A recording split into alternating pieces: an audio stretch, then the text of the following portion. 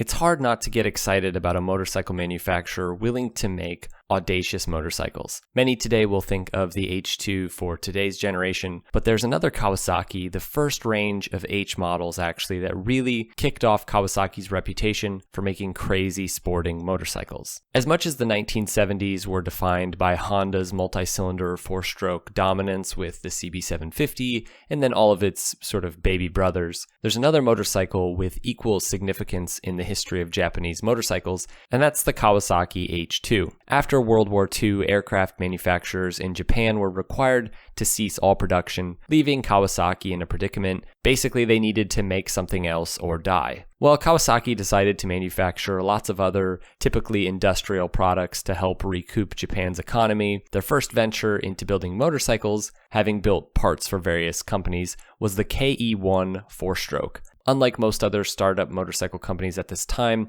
Kawasaki did not start with sort of small two-strokes. The KE1 was branded under the company Maihatsu, and by the 1960s, their lineup was diversifying and becoming sort of proper two-wheeled machines. The Japanese motorcycle industry at this time was a bit of a bloodbath. It was ruthless. There was lots of people stealing from each other and sort of copying ideas. And the race was really on to see who would come out on top in the 1960s. And while Honda smartly invested loads of money into their own machinery to build their own parts, Kawasaki really leaned on their vast sources of income and eventually bought the bankrupt company Maguro. Now, the aim was to reach foreign markets, especially the US, with motorcycles for young people. This would really define Kawasaki's business plan going forward, while other manufacturers like Honda would pursue sort of everyman two-wheelers or very civilized, smooth touring bikes. Kawasaki focused on performance-oriented bikes, really with a sort of youthful spirit. Kawasaki motorcycles.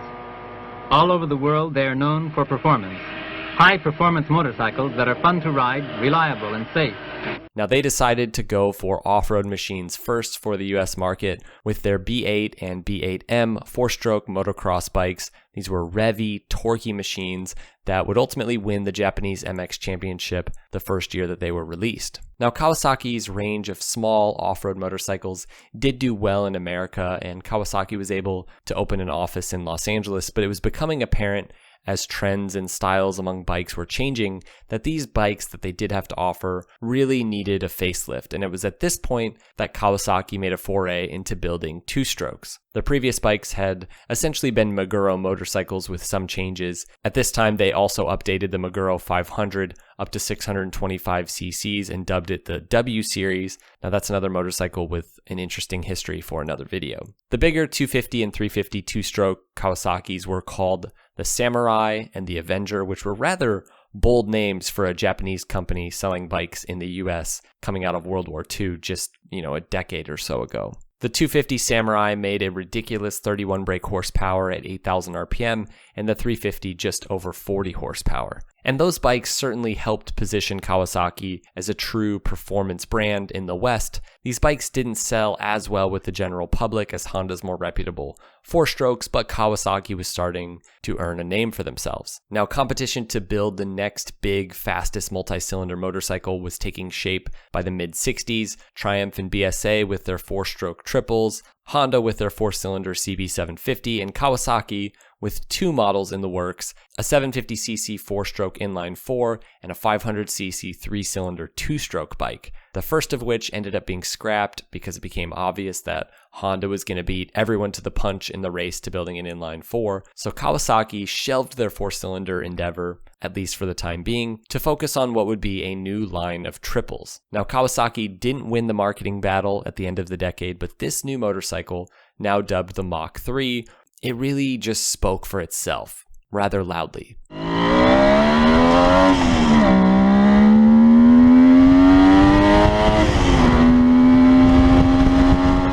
Kawasaki's one goal with this motorcycle, at the expense of pretty much all else, was to build a motorcycle with the fastest quarter-mile time in the world, pure, raw acceleration. Handling? Doesn't need to handle well. Noise pollution? Loads of it. The design for this engine, a two-stroke triple, may have been new to motorcyclists, but it wasn't really new in the automotive world. based entirely on the German DKW triples, known for their incredible power produced at low RPMs in racing.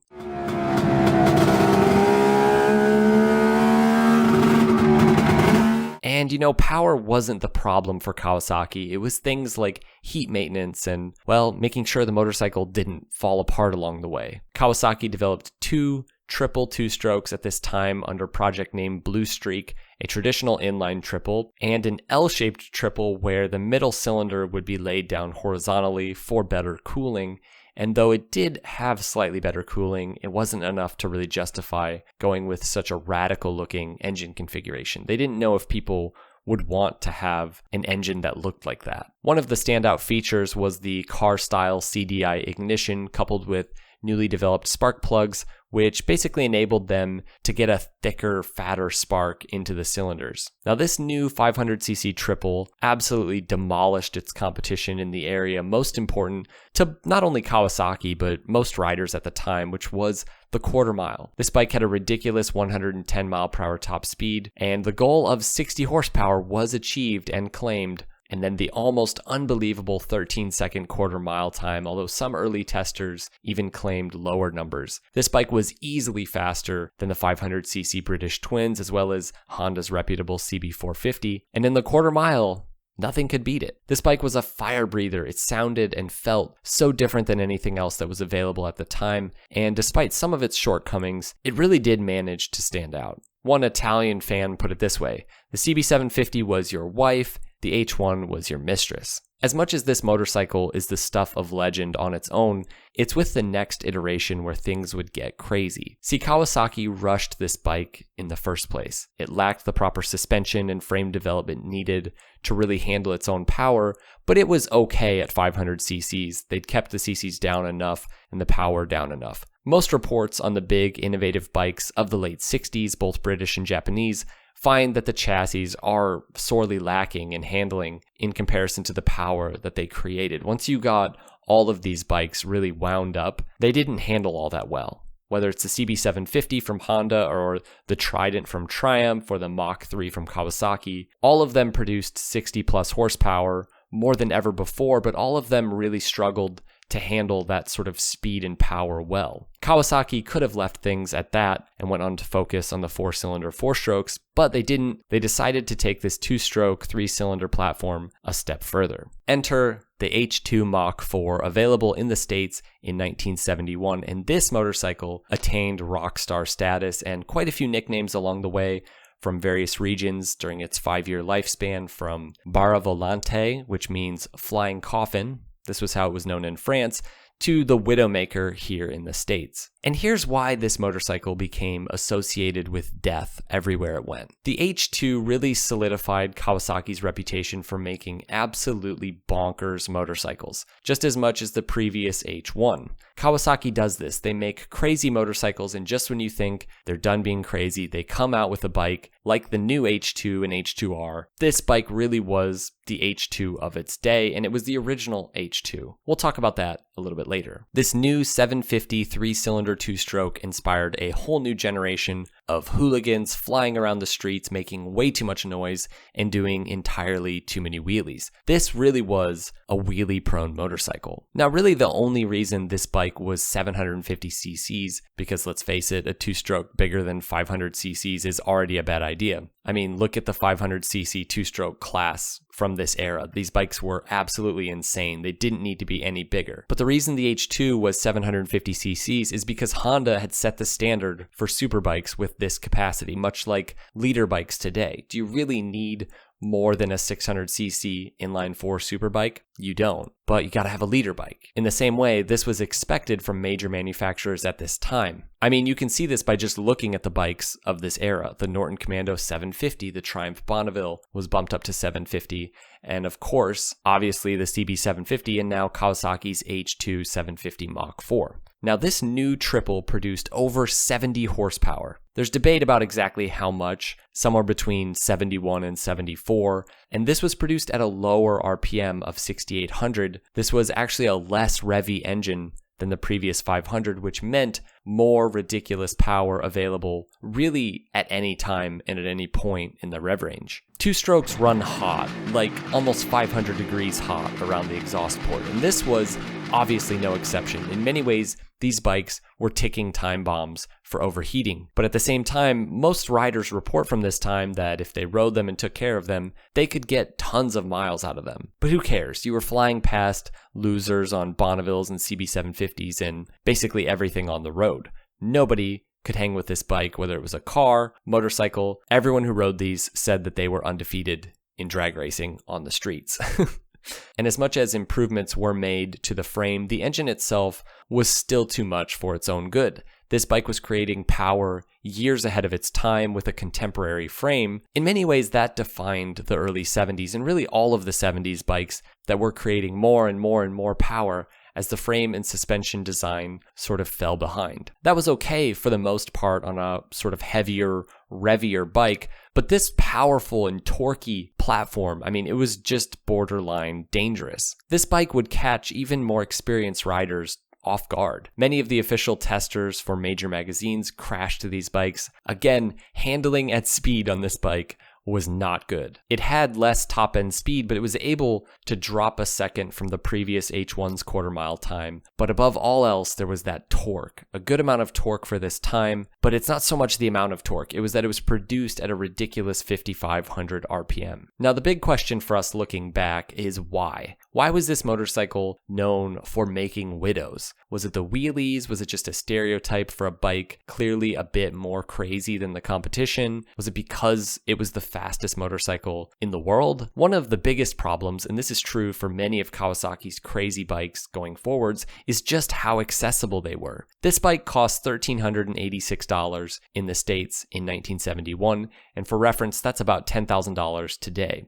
So imagine getting an H2 today for $10,000. Imagine a 230 horsepower bike with questionable safety and handling available for half the price of a Honda Civic. Experienced, respectful riders knew what this bike was and what it was capable of, and they were able to ride it in a calm manner. A lot of people commuted and toured on these. It's not like the bike just yeets you off the second that you hit the throttle, but as we know with high-performance machines, when they're in the wrong hands, things can get dicey really quick. This bike went crazy at 5,000 RPM. 4,000 and under, it was reserved, it was a respectful machine, but at 5,000, a beast was just awoken, and its rearward-based weight meant that when that power kicked in, the wheelies just happened.